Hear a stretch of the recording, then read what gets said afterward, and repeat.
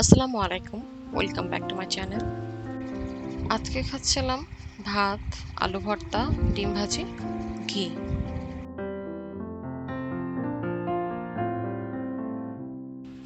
আমার সাথে আমার ছোট ছেলেও ভাত খাচ্ছিল। দুজনেই একসাথে ভাত খেলাম।